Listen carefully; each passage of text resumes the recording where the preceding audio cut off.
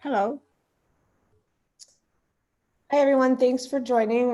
We had quite a few registrants for this series, so we're just going to give people till about 5 minutes after just to make sure everybody gets a chance to jump on, and then we'll get started.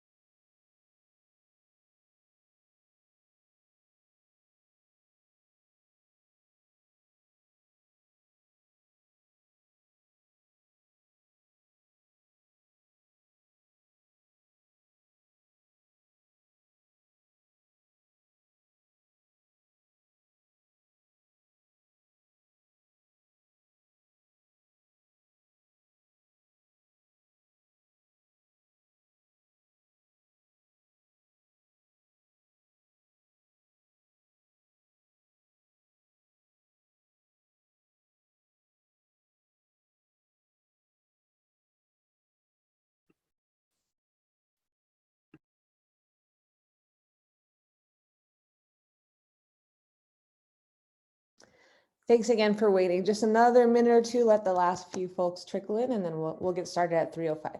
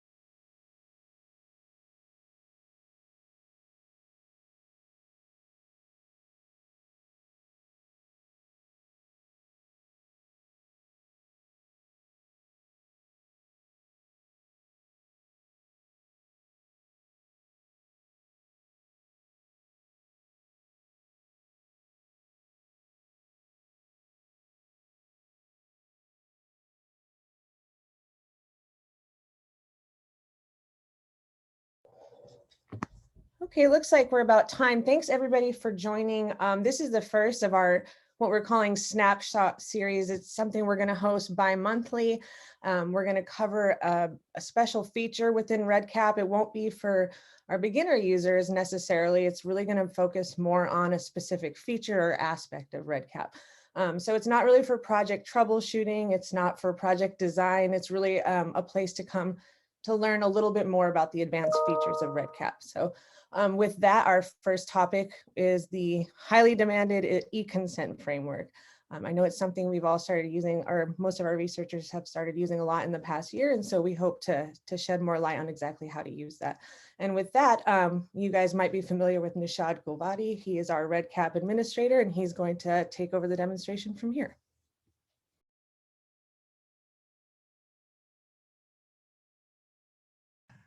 There we go. Thanks, Daniela. Welcome everybody to the first event in our Snapshot series. So just an overview, we want to make this kind of like a classroom style event and make it as interactive as we can. Like Daniela said, we're going to be covering a different topic each webinar, and we're going to be starting with Econsent. And what we're going to do is in this hour, we're going to give an intro to REDCap Econsent and review the learning objectives, what we want you all to take away from it by the end of the event. And we're going to show a demo recording with some comments to give you the most clarity as possible. And we're going to split it up into 3 different sections. The first one is for creating the project and basically laying the foundation for your Econsent form. And then the second and third sections are going to be deciding whether you want to, whether a single Econsent form is best for your project or a multi-consent form. And we're going to be going into those details. And at the end of each of these sections here, these 3 sections, we're going to take a little time so you all can ask questions. And I know there's a lot of you all in here, and so we're going to try and fit in as many questions as we can. And we're going to round it out with a final Q&A session to, like I said, make it as interactive as we can. So why use Econsent? Well, first of all, Econsent is electronic consent. It's a platform using REDCap's survey features to consent research participants. And it's especially useful now with this with the COVID lockdown. You know, if you can't consent your participants in person, you can send them the consent form by email, and it fits that issue perfectly. Who can use REDCap Econsent? USC and CHLA researchers can use it, assuming that you have the IRB approval. And this is something that we're going to go back to frequently. If you have any questions about what needs to be, what you can or can't include, or how to format your Econsent, all of those details, the best rule of thumb is to ask your IRB and get their approval or last comment on it.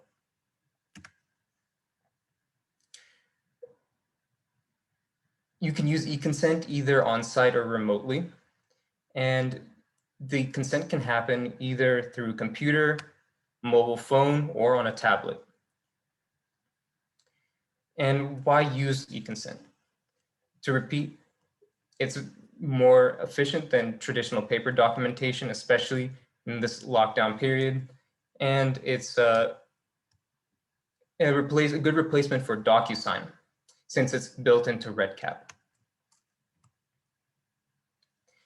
The learning objectives for this webinar are to understand the Econsent framework and how to activate it, to design REDCap Econsent forms in IRB compliance, and understand versioning, multi-signature setup, and the utilization of the Save Survey PDF and the multi-signature external modules. And we're going to be going into more detail in each of those.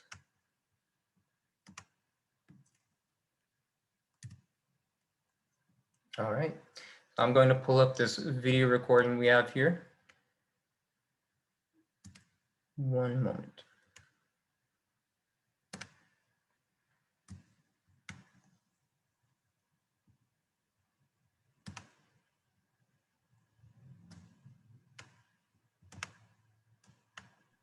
Is it possible to make your screen bigger, Nishad?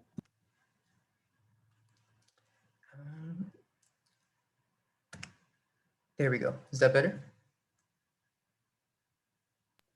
Yeah, that's better.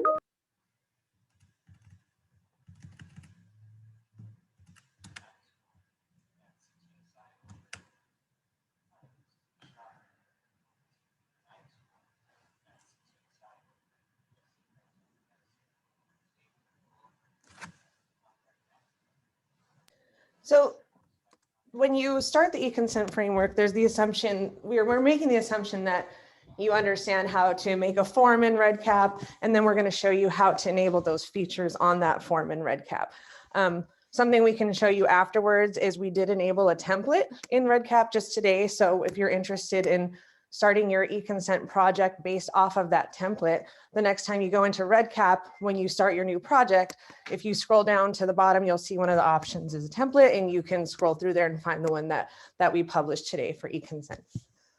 So this project or this video kind of picks up from the perspective that you already have a couple of instruments set up, and you already kind of understand at least that aspect of REDCap. So for those of you who may be that novice, please feel free to come into our office hours on Thursday or another time, and we can help get you up to speed on that part. Mm-hmm. Mm-hmm. Yeah, and I think the template does a really good job of laying the format and instructions to build upon for your eConsent template for the form. And so I would recommend going through that, but you can always create one from scratch. And after this event, you'll have all of those skills and the details to do that.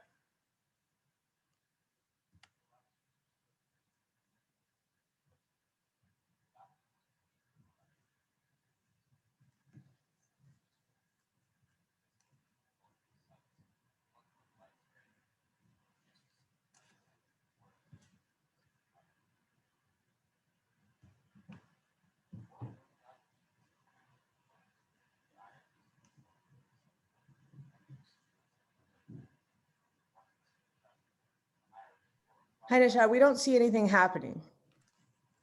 Oh, oops. Do you see the media player screen?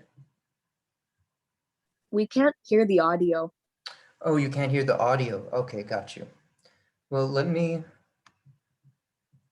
replay that, and I'll just voice over it for you.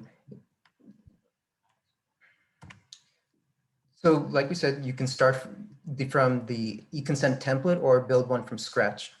And to gain the guidelines for the form, you want to consult your IRB and build it off of that. Again, this is available for CHLA and USC users in REDCap. And this is in the REDCap system, but you can consent people either remotely or on site using this approach.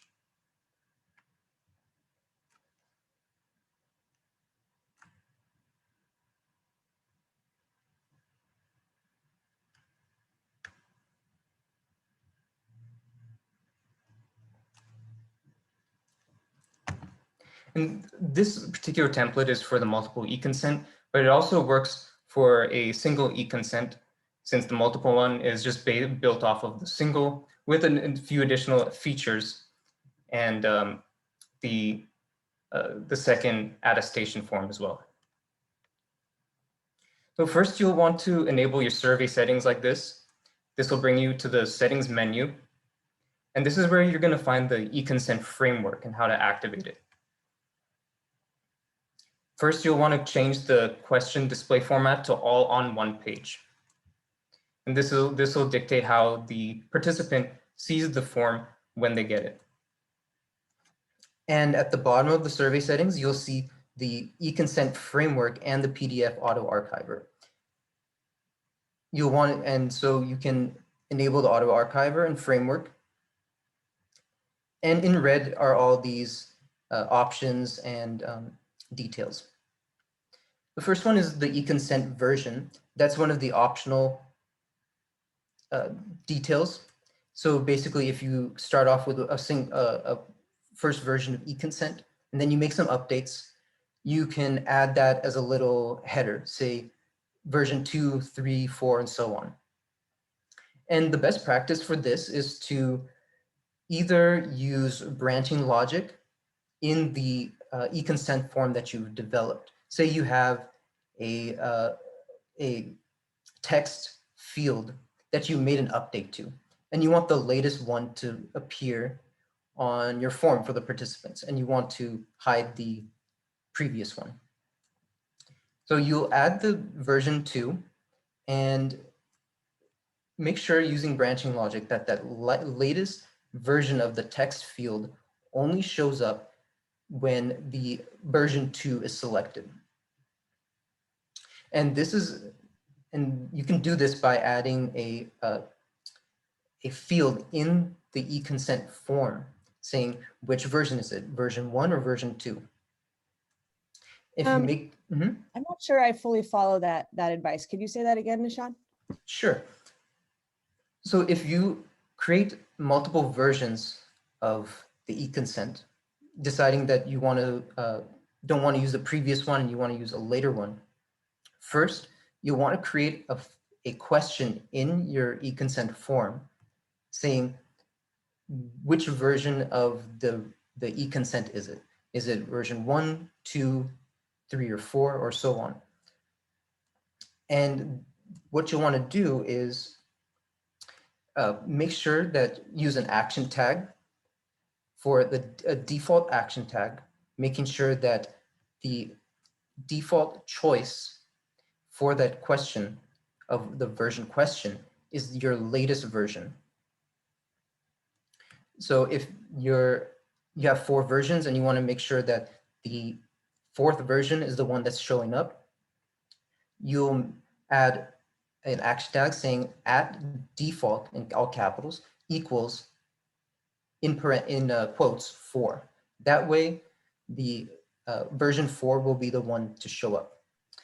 Another very clean and safe way to do that, if you have versioning to do on your Econsent templates, is to simply create another form and disable that form. And so on your study setup, you would only enable the template that you currently want in practice for your study. So this way it doesn't invalidate any of the prior responses, and it doesn't require the participant to understand the version that's being used. Maybe Nishad, your case was that, you know, the research coordinator, whoever would be the one choosing that. But in case that's a scenario for you guys, that is another option that many of the institutes employ, just so they have a very clean record of all the different consent forms that they used over the course of the study. Yeah, so you can either create the versions within the same instrument or create separate instruments. Either one is fine, and it's up to you. Once you get to that situation, you can decide which one's easiest for you.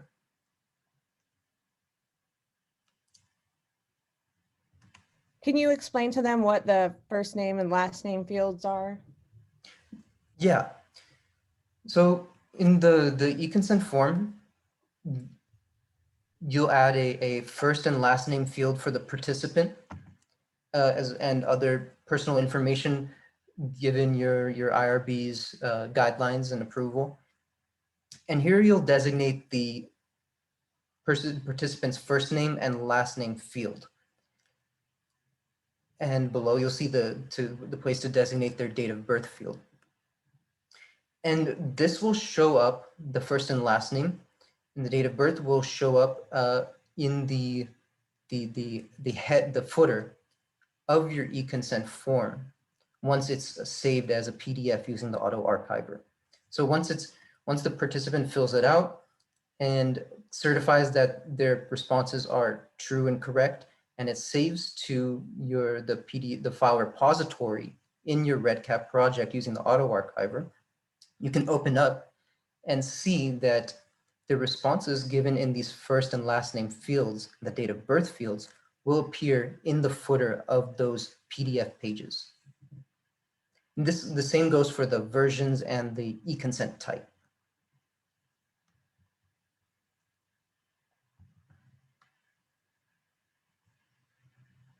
on your consent form.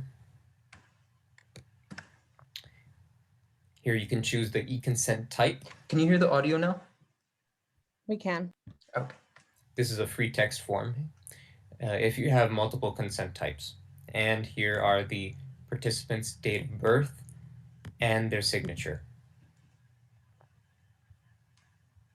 We'll save these changes here. And now let's go into the eConsent form that we have. If your consent document is in a PDF or doc form, you'll want to convert it to a JPEG or PNG. And each page of the Pause form. one second, Nishad. Mhm. Just to be clear, these are kind of backwards. So you should have this instructions for how to create your form you're about to see right now is the step that should be done first. And then you would go into the survey settings following to enable the e-consent part of it. Okay, go ahead.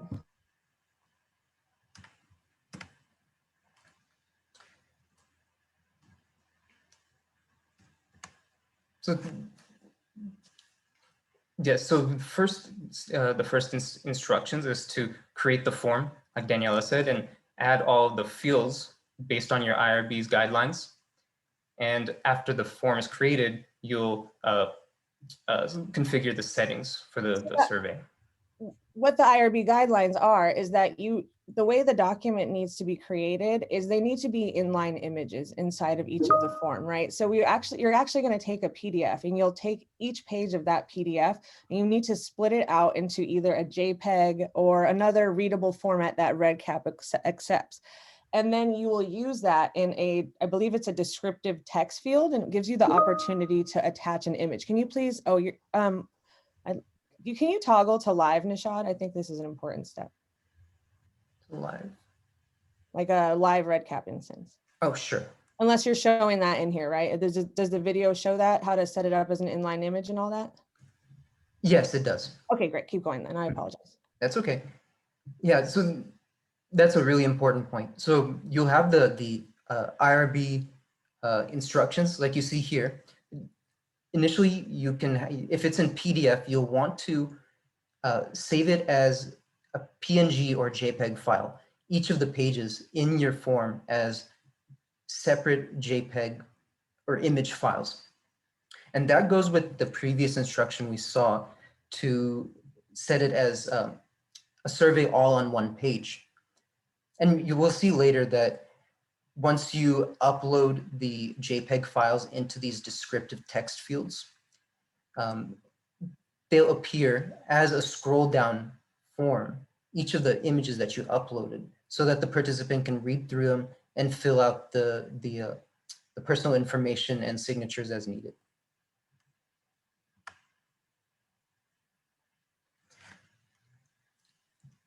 And once your consent form is approved, you'll see that there should be an IRB approved stamp on the side here that runs down the side. And it'll have the IRB number and other important information. And you'll want to make sure that the IRB form, the images that you upload, include that in it.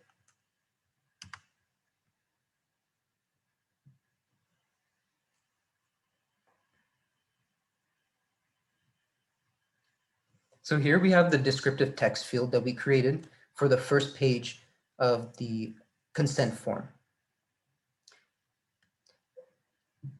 You make sure that it's a descriptive text field type, and you can add a label, sort of a header to clarify which page it is or any other details you think will be important for the participant.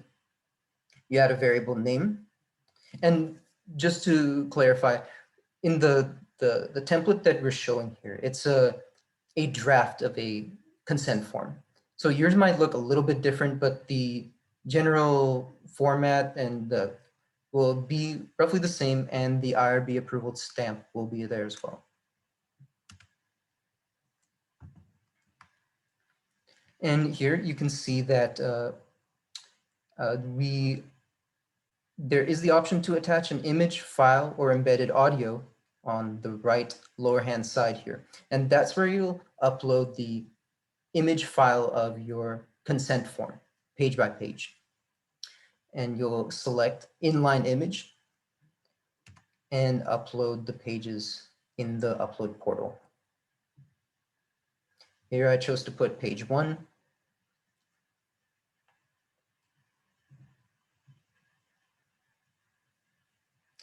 And you'll do this for each of the pages in your consent form.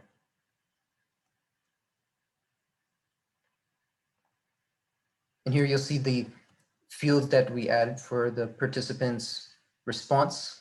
You have the consent question, first and last name, signature, date of birth down here, and an email. You can add more or less depending on your IRB's approval. But what we've done here is essentially just simulated the parts they would have written in on the form. Those are the parts that you actually simulate as fields in REDCap. Exactly. So now we'll open it up in a public survey just to see how it'll look on the participants' end. And you'll get a better idea of, how the settings show up when the eConsent form is distributed. And it'll look much neater and everything will be in place here. So you see that the page 1 field, the variable, the label is up there. Page by page, you see the headers and the JPEG files uploaded.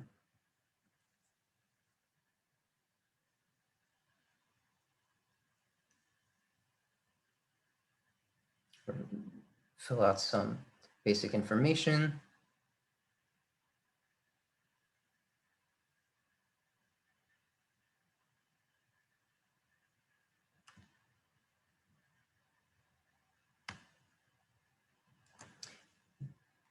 And since we enabled the eConsent framework, you'll see that after the participant puts in their information, you'll get a second confirmation window where they can look through their responses and certify that all the information is correct.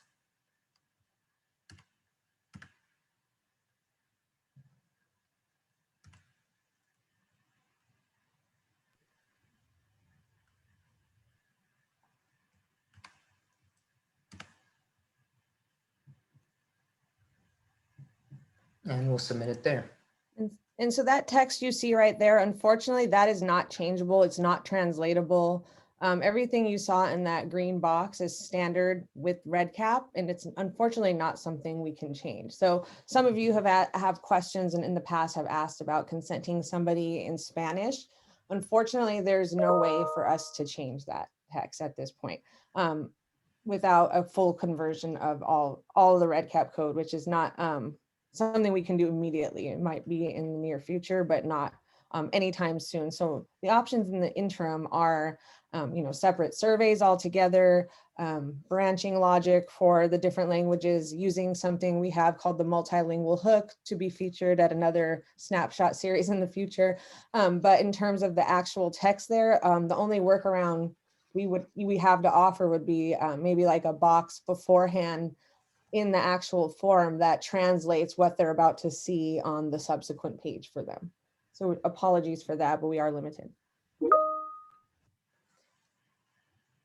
And this finishes out the first section of the demo. So I want to take a couple minutes to take questions, and Daniela and I can answer those for you. And I do want to point out a couple of things that actually weren't highlighted too well there. One thing is that they did have the opportunity to download the package that they just signed and get everything. Also in the survey settings, you do have the opportunity to make it so that the user automatically gets an emailed copy of everything when you complete the survey. And then you also did what was called enabled the file an auto archive into the file repository. Does that show in the video, Nisha? I don't want to get ahead of your video, so let me know if I'm talking about things that you're going to show. No, that's a good point.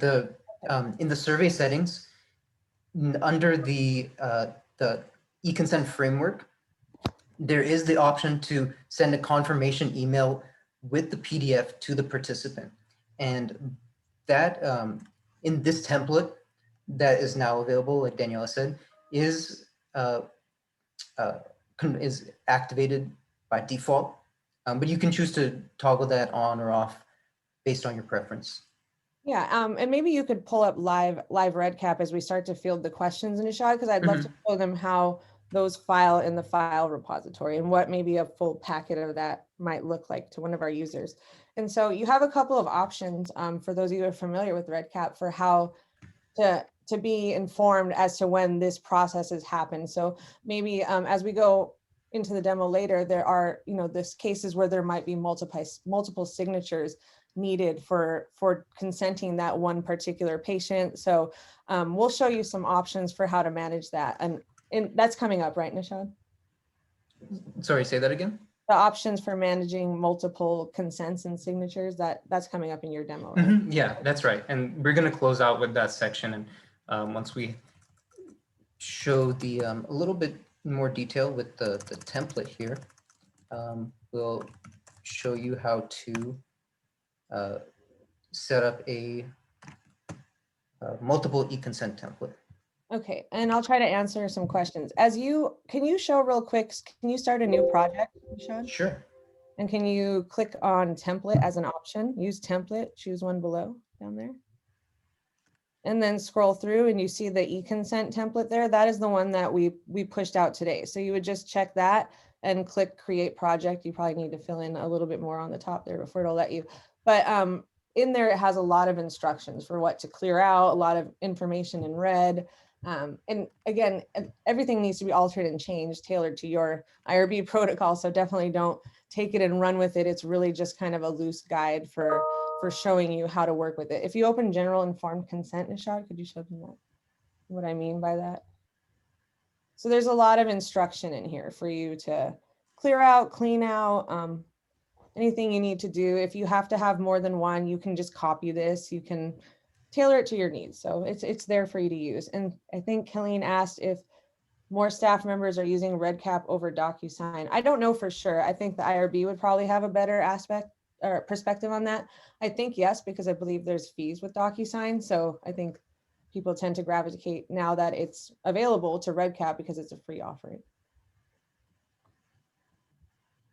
I'm looking at Dr. Swati asked, where's the template available? So it should be in that drop-down menu like we just showed, along with the other standard longitudinal and other templates. So once you create a new project, you can see the list of templates available and the e-consent should be there.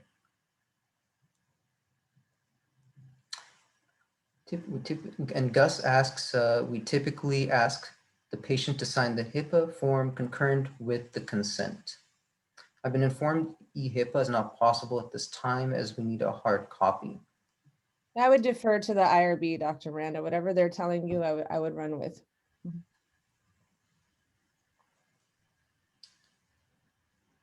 Colleen asks, is a job aid available to help with setting up e-consenting? Yes, there is one. We'll pass out some resources after the call. Thank you. And Janine asks, the IRB's stamped consent PDFs are protected, so we can't save them as images. I've just been using the snipping tool instead. Any ideas?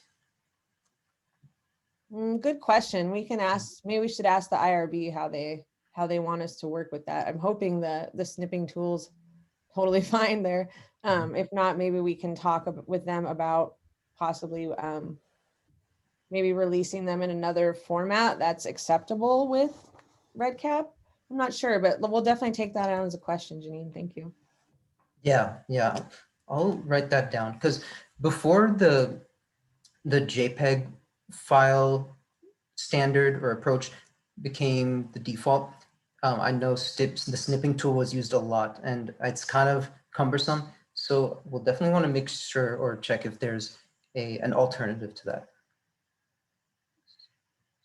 I'm not sure, Crystal. Again, any kind of, if it's allowed in RedCap stuff, like regulatory or compliance wise, I would default to the IRB for those kind of questions.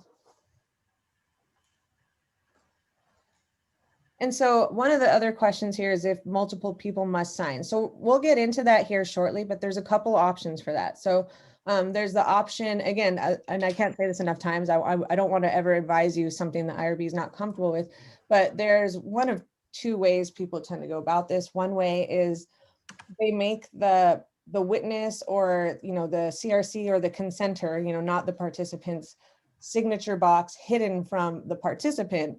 And so they go through and they do their portion and they consent through it. And then the study coordinator or whoever it is goes into the participant record. And on their view, they can see that box, or you can make that box viewable to the participant. I guess it's up to your study design. Then they go in and then they sign the form and then they lock and close the record out. So then it's locked, it's officially signed, it can't be changed. The other option is you create multiple surveys and you do some automation and piping between those surveys in combination with some PDF archiving functions to basically roll through the different signatures. So maybe your first form is your participant consenting. The second form pipes in data from the participant consent and notifies the coordinator that this person has responded. And so now in the second form, the coordinator responds, they sign, they consent on their second form, and then you use a special function within REDCap to PDF those two forms together, or maybe you don't need that. You have the auto archiver in place and it automatically stores a copy of each form for you. So Nishad will start the video and go into those options now, but that's typically the two ways we have seen that dealt with across the REDCap consortium and REDCap users nationally. Just as a last question, Crystal asked if child assent forms can work with eConsent, and the answer is yes, they can definitely work with eConsent. You'll just want to add a witness or other guardian section for the signature and information to accompany or complement the child assent section. And as I said earlier, please just check with the IRB. Like, of course, functionality is possible, but whether or not child assent forms are allowed in REDCap, that would be your question for the IRB.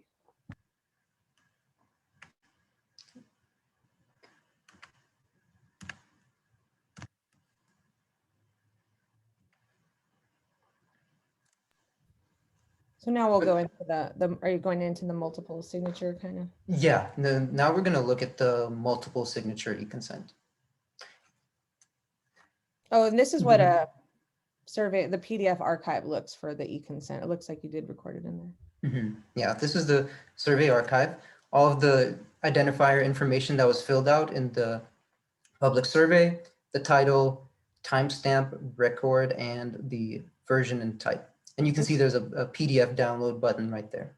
And this information here is what makes this compliant, right? That you capture their IP address at the time, that we're getting the timestamp, their information, it's all being archived. That's exactly what DocuSign does. So that's pretty much simulating the same thing. That's right. And that's what the packet looks like.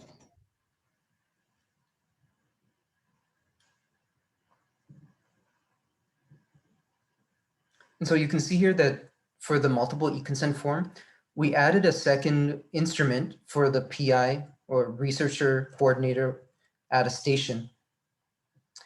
And here we added the first is the eConsent upload form. And this will be really important because it will show later on that the consent form filled out by the patient or participant is going to automatically upload to this file here, the upload file portal you see on the right, for the PI or whoever's attesting to the consent, so they can download it and read through it themselves.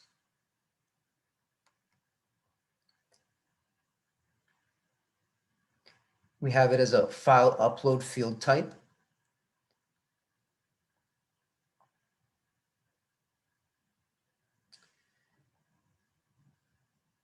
And make sure that it is clearly labeled that the patient eConsent form is going to be going there.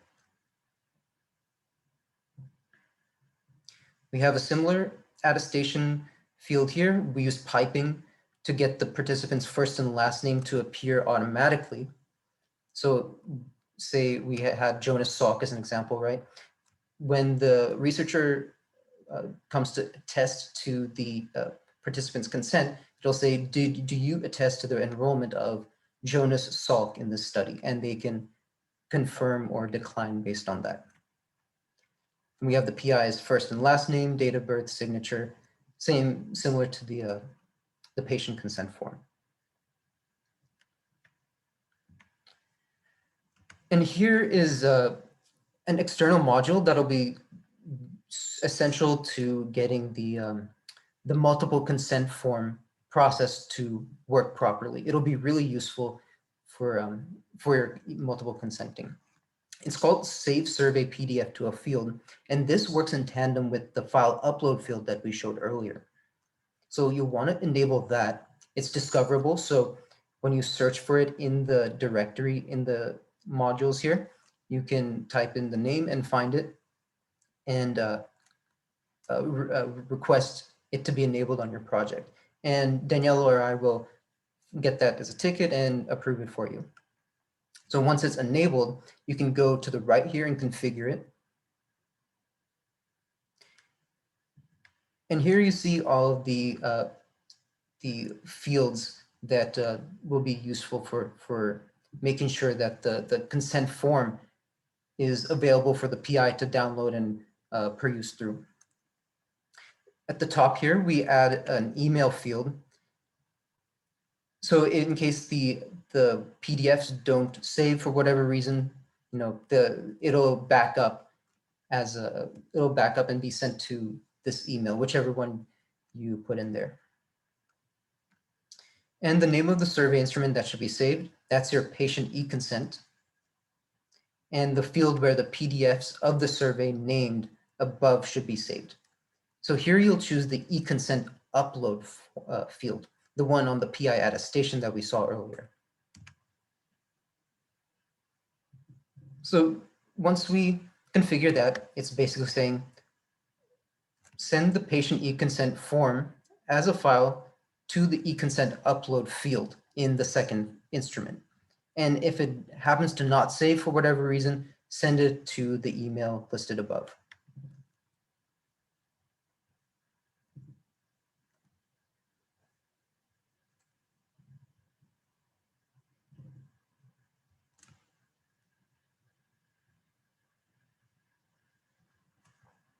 Cool, so we got that configured. And now we'll open an example and see what it looks like on the front end. So you see here that the e-consent was responded to.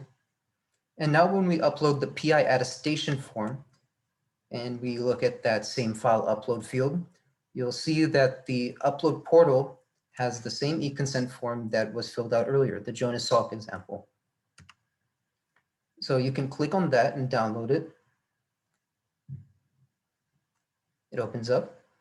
You open the PDF.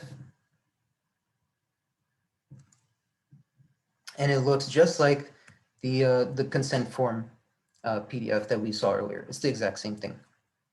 So we'll go through that, add a signature, show that it's complete, and lock the instrument. And now here you have the e-consent form filled out and completed and attested to by the PI or researcher. Thanks, Nishad. And again, the alternative to that would have been in your patient actual e-consent form. You could have designated a field for the signature for the witness. And so some studies have actually even employed a screen sharing model. So say you were the person consenting somebody over WebEx or Zoom, and they went in and they did all their consenting and all their signature, and then you can go in and add your signature, and then they can go back and close out the form and consent to it. So it's kind of all done interactively. There's a lot of different options for how to make this work. So if you have further questions, let us know. I'm not sure how much we'll be able to get to all of them today, but there are different options for making that work. So I think we can open it up to further questions now. Yeah, let's open it up to questions. Just drop your whatever questions or things you need clarity on in the chat, and we'll go through them one by one.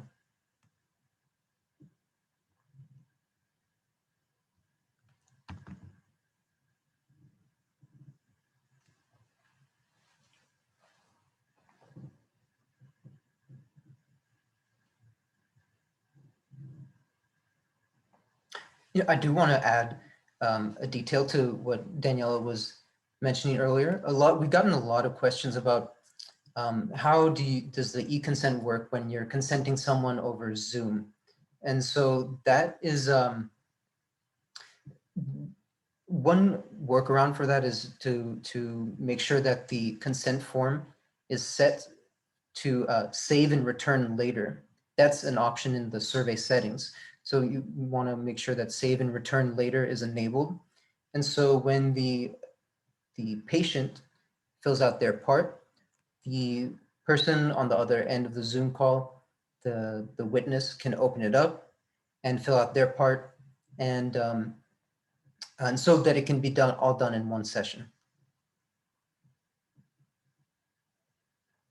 There's also a feature in RedCap, and I'm not sure how many of you guys are familiar with this or have paid attention to it, but there is a survey login feature that you can create. It appears right next to your survey queue. When you get a chance, there's a lot of information about it. If you want to screen share real fast, Nishad, I can show them where they can find it.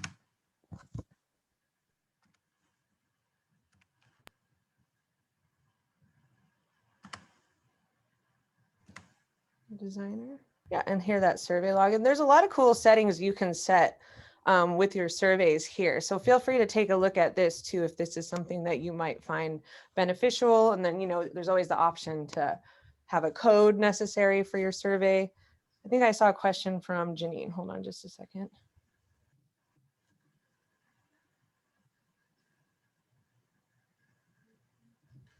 So if you want it to receive, so Janine's question is, if they have multiple signatures, but you have it set to email after they complete the first form, but there's actually several forms that need to be completed, like essentially, how do you get them the completed packet? Is that what you're asking?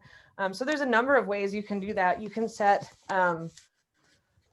you could set the survey settings on just the completed survey, right? You can also do this more manually, where you kind of set more an alert and notification to yourself. And that can be done in the alerts and notifications on the left. And then you can actually go into the participant record, like off the dashboard or in the participant record, and that option appears. And Nishad, actually, would you go to a record? Do we have records in there? Yeah, we do. Great. So go to, no, we don't have any records in there. Well, this is the new one here. I'll open up a record here. No, we want with data entered already. Oh, gotcha. Any project you have with data entered already is fine.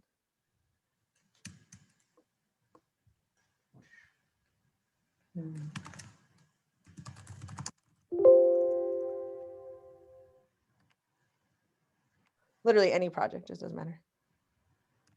Just with records.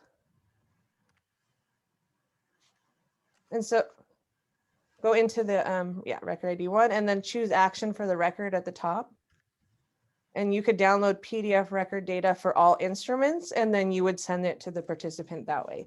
So unfortunately, once you actually click the e-consent, that's kind of what's PDF. So when there's two signatures, the PDF that was piped into that first field does not get PDF'd and sent to the participant. So you might have to work with a series of alerts or just a manual process where you go in and you send those forms to them yourself that way. So there's a couple workarounds.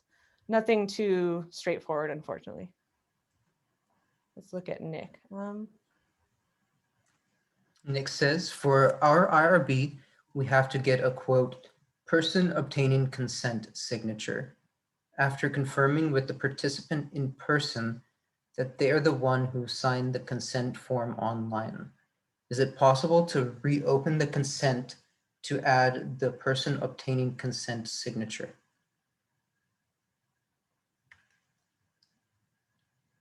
So you can reopen the e-consent, if I'm understanding correctly. If you enable save and return later, the setting in the survey settings for your e-consent.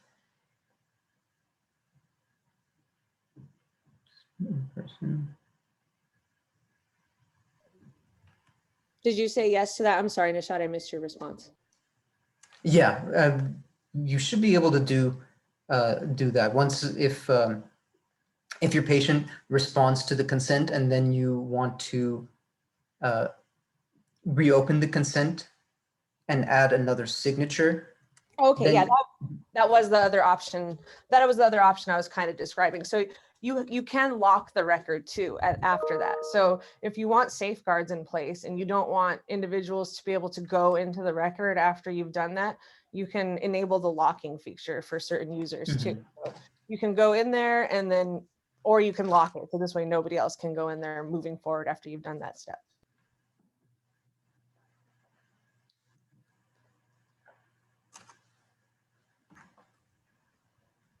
Doesn't look like we have too many other questions. If there's no other questions, then we're happy to end the webinar here. We'll definitely send out a slide deck following that'll have a recording to the link that we showed you here today. It'll also have some links to some static information that we have published on our wiki site. So this way you can have a little step-by-step without having to walk through the whole video if necessary, or if you found the video helpful. Again, we're going to start offering these series pretty much bi-weekly, at least twice a month moving forward. So if there's a topic you'd like to see in the future or anything of particular interest to you, let us know. We do plan on focusing on MyCap very soon. I think MyCap, we're going to do some survey automation because I believe that is a big pain point for a lot of our users. And if you have any other features you'd like, send us a note. We're happy to try to prioritize it. Yeah, and we're going to, so there will be a recording available of this webinar. We're going to add captioning and timestamps for your questions so that you can skip back and forth to the section that you want, and there will be captions with it.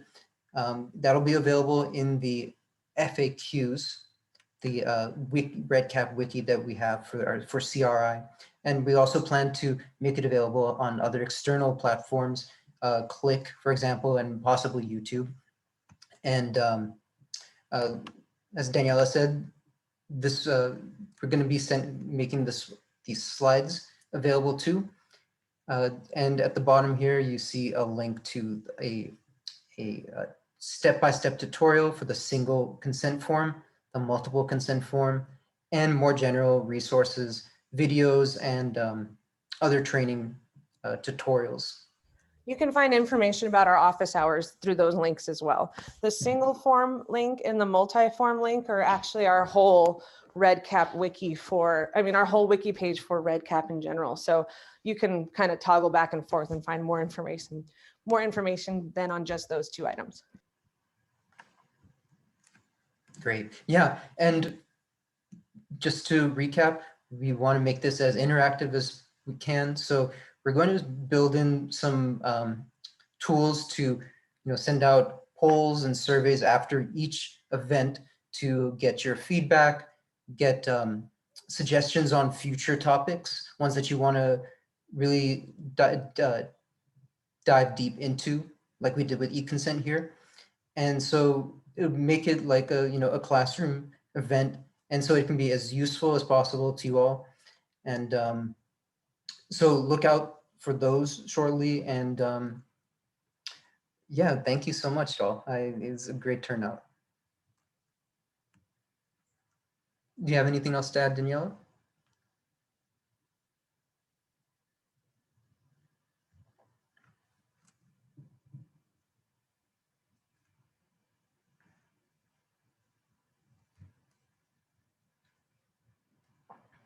All right, so if there's no other questions, frozen Zoom. If there's no other questions. Oh, I do have a quick question. Is there a way to add a survey template without starting a new project, like from the online designer itself? Or do you have to start a new project to access the templates?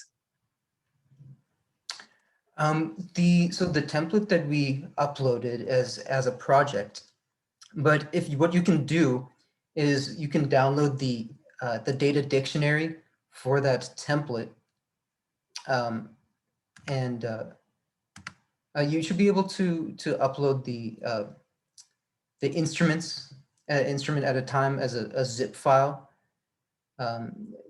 from either one that you have yourself or from an external library. So that would be my suggestion if you want to upload it just as an instrument rather than from a whole project.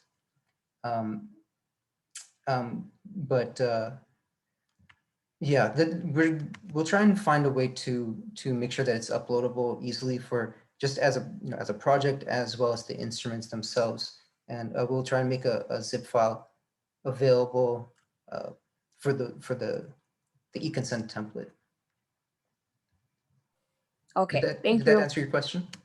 Okay. Yeah, because I was just wondering how to also get the PI attestation form, because I got the information sheet using, the template, but the PI attestation, it seems to get that I would have to start another project.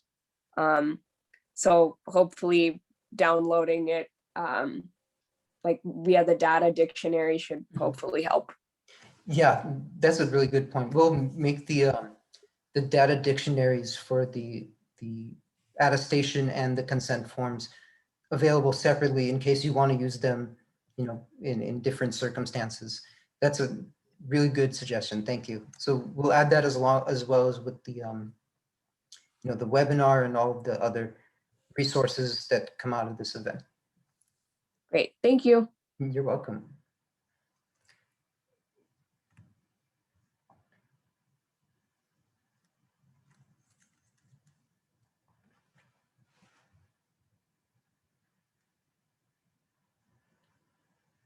Does anyone have any other questions?